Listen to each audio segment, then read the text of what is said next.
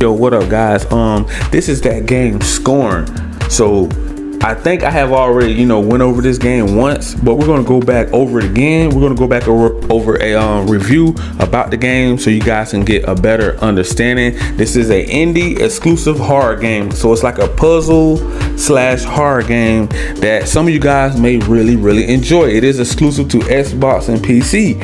So for all of my Xbox people that are into the Game Pass ecosystem, you can jump in there today. This is an exclusive game, a day one game on Xbox.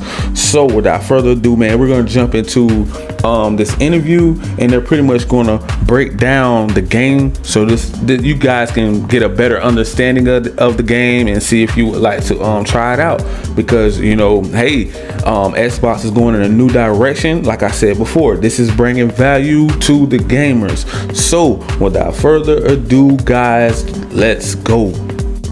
Imagine if you had to stick your hands into a sink full of dirty, putrid smelling water to fish around for clues to a mystery. You keep pulling out weirder and more confusing stuff, and you really don't want to go back in again, but what you found so far makes you extremely curious about what other secrets might be hiding in there. That's the best way I can describe the overall experience of playing Scorn, a first-person puzzle game about exploring the ruins of a dead civilization. With a mesmerizing biomechanical aesthetic inspired by the likes of H.R. Geiger and Harlan Ellison's I Have No Mouth and I Must Scream, it's far more disturbing and unsettling than it is horrifying, but the vibes it creates can be very potent.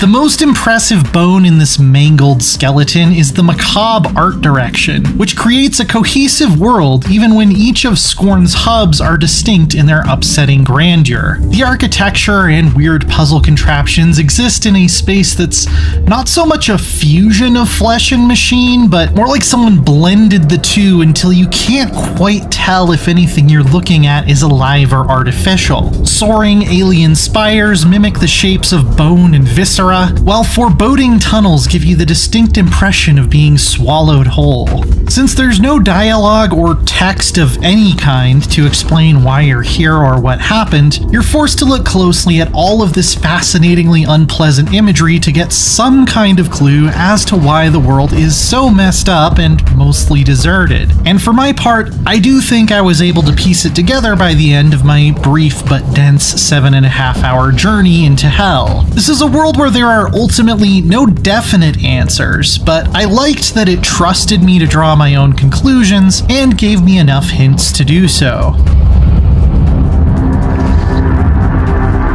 Scorn stars an equally enigmatic zombie thing who wakes up in the middle of this mess and sets about solving some moderately challenging puzzles with no stated mission other than to keep moving forward. The otherworldly, mist-like contraptions aren't exactly Mensa-level brain teasers, but some of them were tricky enough that I felt pretty satisfied when I finally caught on to their workings. Thus, it's purely curiosity that motivated me to keep going. This nameless homunculus, or whatever he is, presents me with the same question as the expanse around him. Is any of this even worth saving? And an unskippable cutscene early on seems to suggest that no, he isn't. So I didn't really develop any sense of self-preservation or hope for salvation. This place and this character probably got what they deserved. I just wanted to see what was beyond the next ribcage door.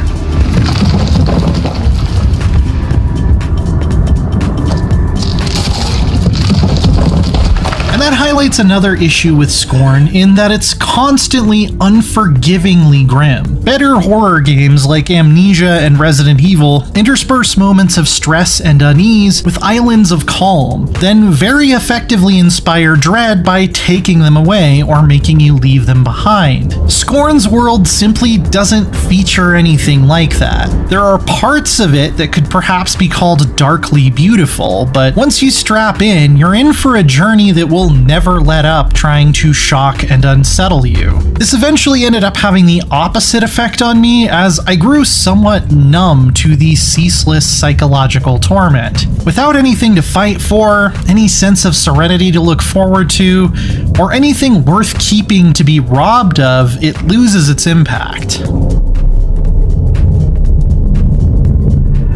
Still, I have to applaud the singular, clear vision behind every sight and sound. There's not so much a traditional soundtrack to Scorn as there is a subtle electronic texture that deserves to be experienced on some nice surround sound headphones with good bass.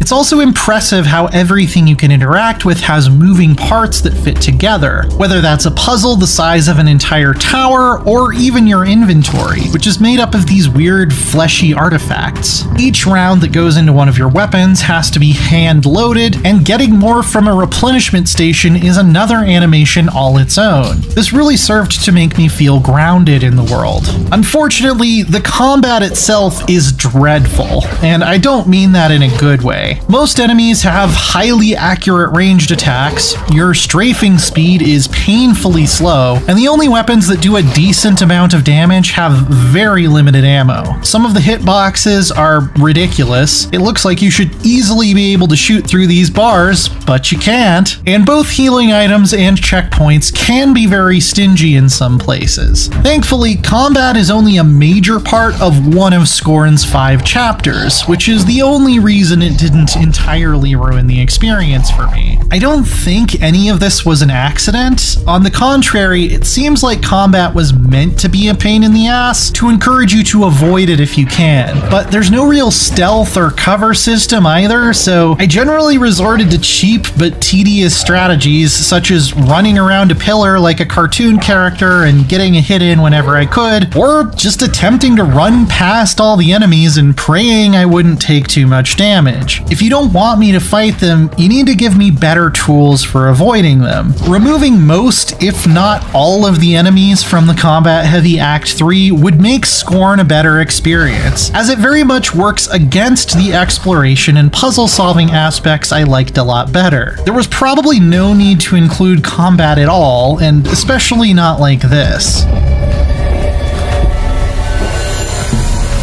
If Scorn were much longer than it is, I think it would have overstayed its welcome. But the fact that it's such a bite-sized sprint through the grisly and surreal made it memorable and satisfying. The frustrating combat mercifully only haunts a fraction of the playtime, but the superb, darkly mystifying art direction and ambient soundtrack suffuse the whole thing like rancid blood, bringing a creaky corpse back to life. It's an uneasy, sometimes disorienting experience from end to end, yet it's one I don't regret plunging into.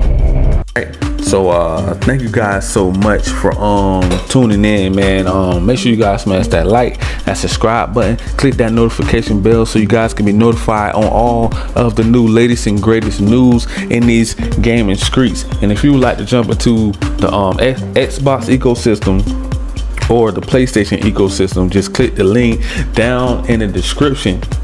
And for the people that have Sony, mainly Sony, if you have a PS5, I will drop a link for GameFly so you guys can order games on GameFly. I'm trying to bring the gaming community more value so that you guys don't have to go waste all this unnecessary money on games, and then you play it for a little while, then you get bored and you get tired of that game. So now you can switch up and you only have to pay a few cents a day until you're ready to return it. Some of you guys may beat that game in a week or so, and then you're ready to get rid of it. So check those links out, guys, so you can jump into these ecosystems now.